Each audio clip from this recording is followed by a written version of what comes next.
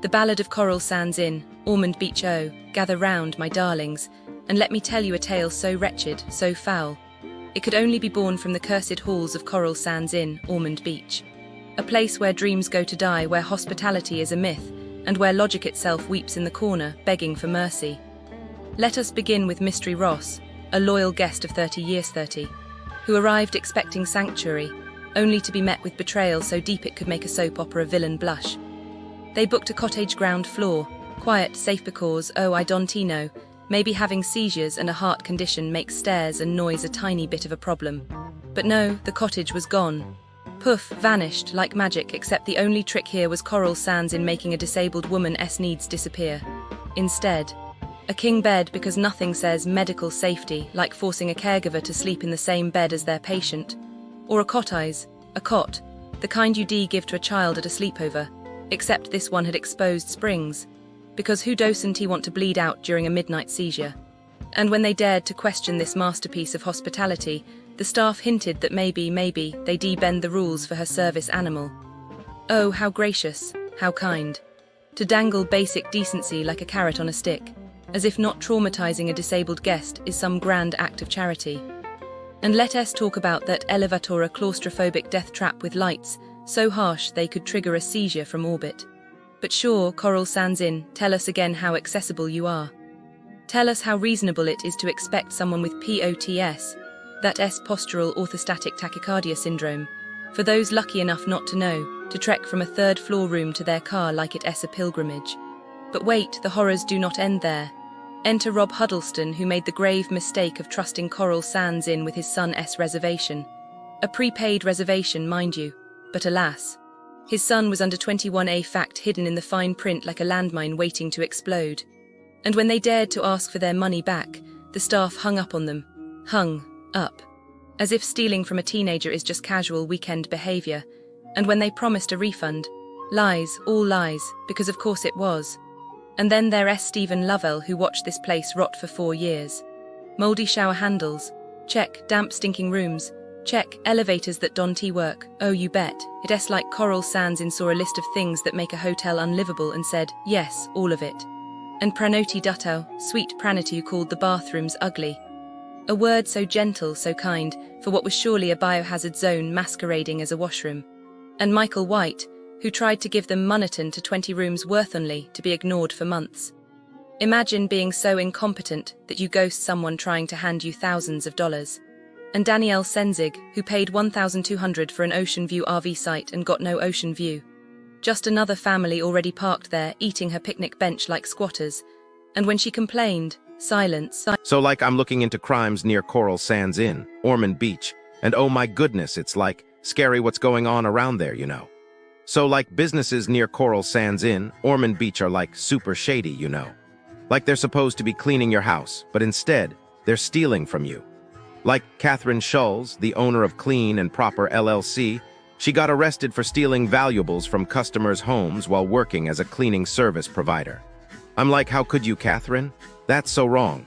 She took Adidas sneakers, jewelry, and prescription medications, like $18,500 worth of stuff, and then she sold it at a pawn shop in Port Orange. I'm guessing the people who got robbed were like super devastated, you know? They trusted her to clean their house, and she betrayed that trust. And what probably happened to Catherine? She got charged with grand theft, fraud, forging identification to a second-hand dealer, and dealing in stolen property. Like, she's gonna have a hard time getting out of that mess. And then, like, there's this property tax scam going on near Coral Sands Inn, Ormond Beach. So, like, fake official-looking letters are being sent to local businesses, telling them they owe property taxes, but it's all a lie. I'm like, can you believe it? The police had to warn merchants not to send payments or respond to the suspicious letters. I'm guessing the scammers are like, laughing all the way to the bank, thinking they're so smart. But like, what if some businesses actually fell for it? They'd be like losing money they didn't even owe. That's so not fair. And oh my goodness, there's this scam targeting vendors at the Ormond Beach community event. So like, scammers created fake social media profiles pretending to be the Ormond Beach police, and they're contacting vendors, asking for payments to secure their participation in the event. I'm like, how stupid do they think people are? The police even had to clarify that vendor spots for this event are always free. I'm guessing the scammers are like, trying to take advantage of people who just want to participate in their community. That's so sad. The businesses near Coral Sands in Ormond Beach. A cautionary tale if you're staying at Coral Sands in Ormond Beach and hoping for charming local businesses to elevate your trip, lower those expectations. The surrounding establishments? Disappointing. Not the kind of disappointment that fades with a shrug. No, this is the slow, creeping realization that you've wandered into an area where mediocrity thrives and excellence is just a rumor. Let's begin with shopping, because what's a beach trip without some retail therapy? Tanger Outlet's Daytona Beach should, in theory, be a haven for bargain hunters. But the reality? It's a masterclass in frustration. Security guards stalk electric vehicle owners like undercover agents, enforcing rules inconsistently. Apparently, charging your car past 9 p.m. is a crime worthy of surveillance, but semi-trucks camping overnight. Perfectly fine.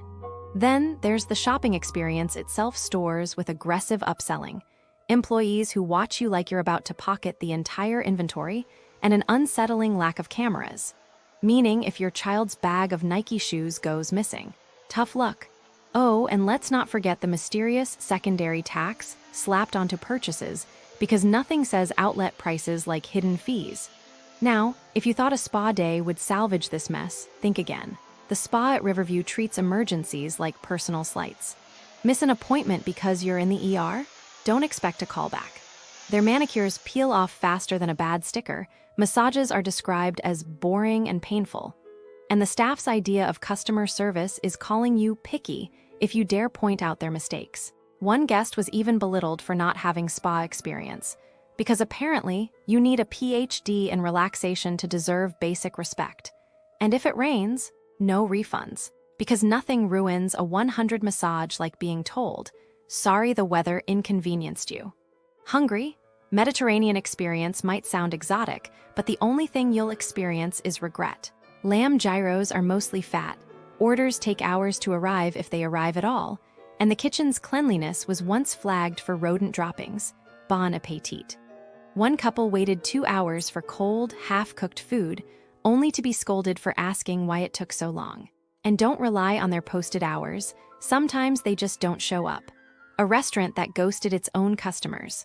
Poetic. Need caffeine to recover from all this? Gold Leaf Coffee Co. serves bitterness in more ways than one.